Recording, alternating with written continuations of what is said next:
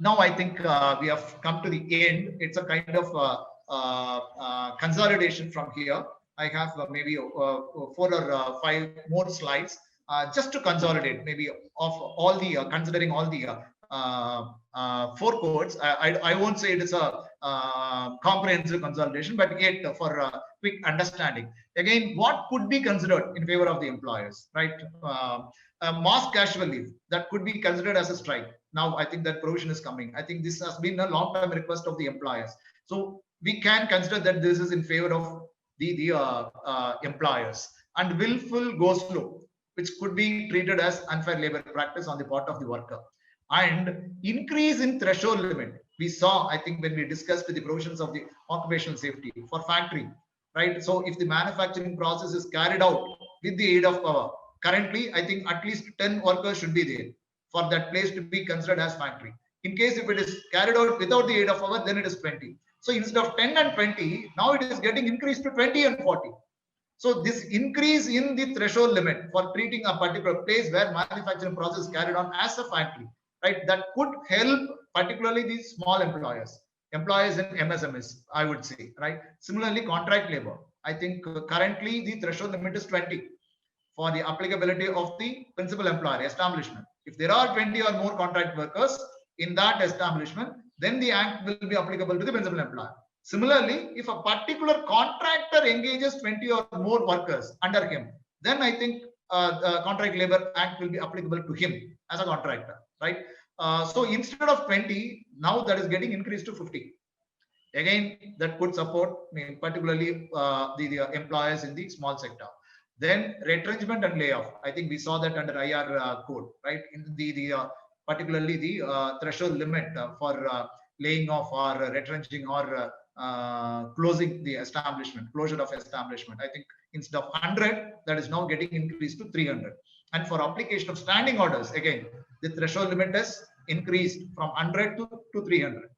So I think threshold limit for applicability of Factories Act or the factories portion under Occupational Safety Act, contract labor portion under Occupational Safety Act. Similarly, retrenchment and layoff provisions under Industrial Relations Code, standing orders provision under Industrial Relations Code. It is going up. That could in some way support the employers and allowing flexible employment. As I said again, they were asking, employers were asking for allowing them to engage employees in a flexible fashion. The only way which was available earlier was contract labor, engagement of contract labor, subject to the provisions of the Contract Labor Act. Now, I think in addition to that, they can engage the fixed term employees also, right?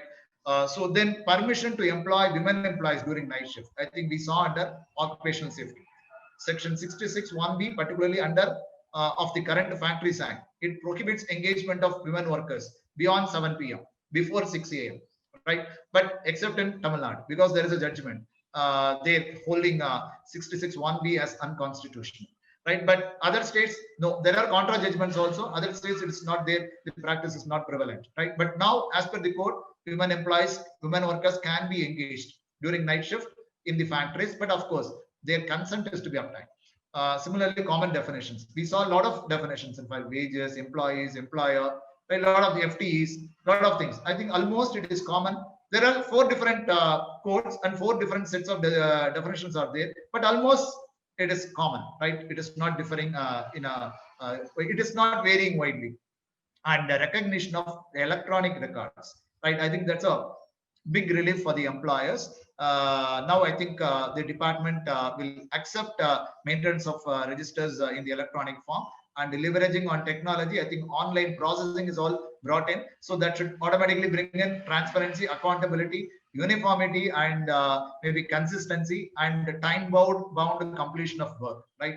And I think that may have a check on some of the stakeholders who can take advantage of maybe resorting to some undue practice, right? That could work as act as a check for those stakeholders. And reduction in volume of transaction activities. Yes, we saw, in fact, the number of registrations is coming down, particularly under Occupational Safety Code. We saw 13 legislations are getting subsumed into one code, Occupational Safety, Health and Working Conditions Code. But out of the 13, 6 separate registrations are to be done under 6 separate legislations, right? but it is sufficient if we do common registration under section 3 of that code. If that is done, then no separate registration is required under code on social security also. So I think kind of having a cascading effect. So the number of registrations is getting reduced to just one, and licenses, I think provision for common licenses we saw, and the number of registers, number of returns, those are all now coming down.